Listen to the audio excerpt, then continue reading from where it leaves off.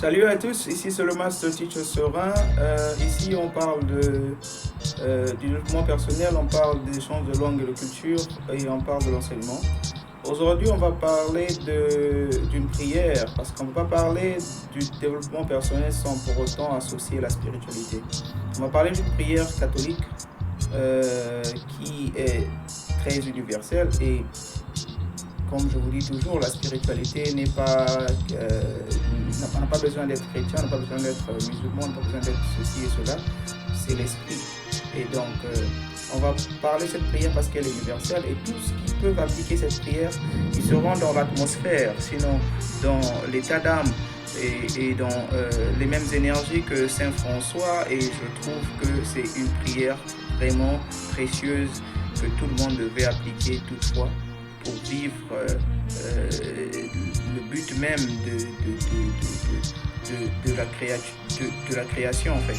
Parce que Dieu a voulu que nous puissions respecter la nature, Dieu a voulu que nous puissions vivre en harmonie avec la nature et avec nous-mêmes, de trouver la paix, de trouver l'amour et tout ce qui peut nous permettre d'être en harmonie avec la vie en tant que telle. Donc nous allons commencer, prions. Seigneur, fais de moi un instrument de ta paix. Là où est la haine, que je mette l'amour. Là où est l'offense, que je mette le pardon.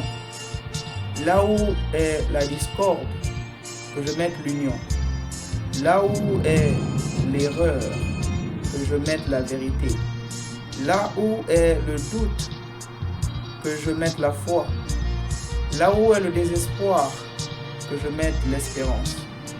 Là où sont les ténèbres, que je mette la lumière. Là où est la tristesse, que je mette la joie.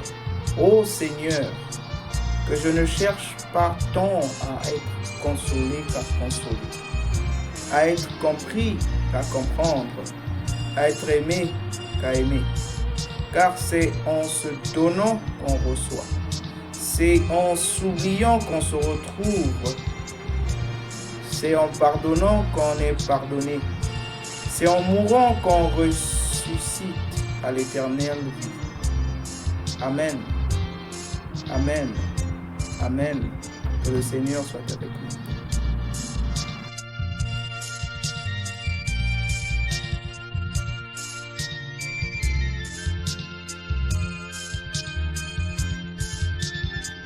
Est l'une des plus célèbres et des plus durables qui nous soit parvenue. Elle exprime le profond désir de tous les êtres humains d'incarner pleinement cet être spirituel qui habite notre corps matériel. Dans ce texte, Saint François décrit ce qui constitue l'essentiel de notre moi supérieur. J'aime beaucoup réciter cette prière.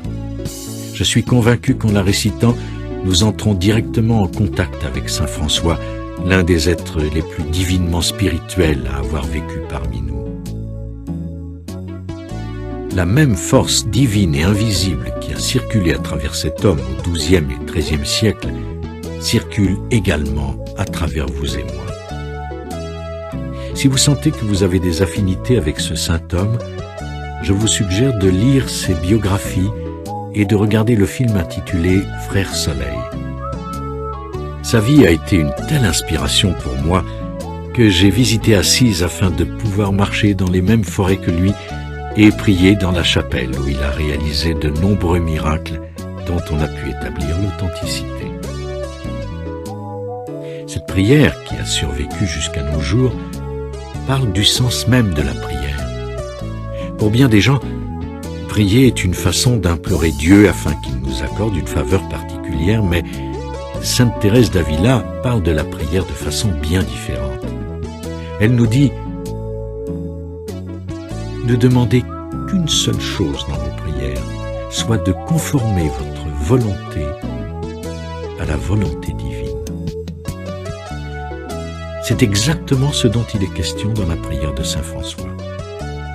Au lieu de rechercher les faveurs d'un être qui vous serait extérieur, cette prière exprime au contraire le souhait de devenir un véhicule pour les désirs de Dieu.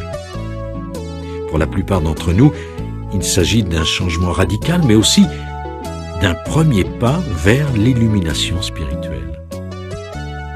Demander qu'on nous accorde la force de mettre l'amour là où est la haine, l'espérance là où est le désespoir et la lumière là où sont les ténèbres, c'est demander d'être libéré de la mesquinerie et des préjugés dont nous sommes prisonniers.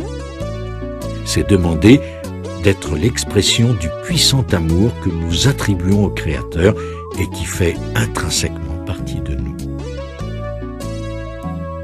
Quand nous savons que nous ne sommes jamais seuls, nous formulons nos prières différemment afin de les adresser à ceux avec quoi nous sommes déjà en contact, l'aspect le plus élevé et sacré de notre propre être.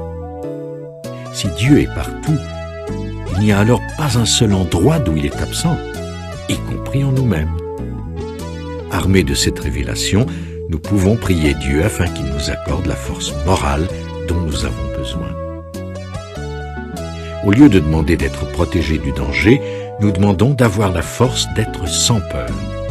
Au lieu de demander le soulagement de nos souffrances, nous cherchons à acquérir la capacité de les transcender et de les vaincre. Nous cessons de présupposer que nous savons ce dont nous avons besoin et ce qui pourrait nous aider. La prière de Saint François est une façon de s'exercer à mettre en pratique dans notre vie quotidienne le réconfort, la compréhension, le pardon et l'action. Nous en sommes tous capables, et il nous arrive d'ailleurs régulièrement de le démontrer. Néanmoins, la plupart du temps, nous demandons aux autres, y compris à cet être que nous croyons distinct de nous-mêmes, appelé Dieu, de nous consoler, de nous comprendre, de nous pardonner et de nous fournir ce dont nous avons besoin. En récitant cette petite prière, nous nous engageons sur la voie d'une véritable croissance spirituelle. Nous laissons notre ego derrière nous en acceptant que cette partie sacrée de nous-mêmes soit une force dominante dans notre vie. J'ai toujours aimé cette histoire du maître qui dit à un jeune avatar particulièrement avancé sur le plan spirituel « Je te donnerai une orange si tu es capable de me dire où se trouve Dieu. » Le jeune homme répondit « Je vous donnerai 2 oranges si vous êtes capable de me dire où Dieu n'est pas. » La morale de cette histoire, Dieu est partout. Lorsque vous priez Dieu, vous priez une présence puissante et éternelle qui est une partie de vous-même. Communiez avec cette présence en chassant toute idée de séparation entre elle et vous, puis mettez en pratique les divines paroles de Saint François le plus souvent possible en intégrant les idées suivantes. Prenez l'habitude de réciter cette prière tous les jours. Le simple fait de prononcer ces paroles vous aidera à agir conformément à l'esprit de cette prière au cours de la journée. Si quelqu'un vous offense, qu'il s'agisse d'un membre de votre famille ou d'un inconnu, avant de répliquer, demandez-vous : ce que je suis sur le point de dire est-il motivé par mon besoin d'avoir raison ou mon désir d'être aimable ? Choisissez la réponse motivée par votre désir d'être aimable, même si votre ego s'y objecte de quelque façon. Exercez-vous à mettre l'amour là où règne la haine, en particulier quand vous lisez les journaux ou quand vous regardez le journal télévisé. En semant l'amour, même si cela peut sembler difficile, vous contribuez à éradiquer la haine de notre monde. Vous devrez faire preuve d'une grande vigilance pour surmonter le conditionnement culturel qui vous a appris que nous devons rendre œil pour œil, dent pour dent.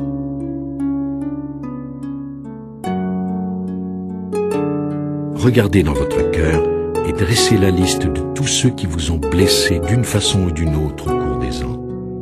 Semez le pardon là où est la douleur. Le pardon est à la base même de l'éveil spirituel et c'est ce dont parle saint François d'Assise dans sa divine prière.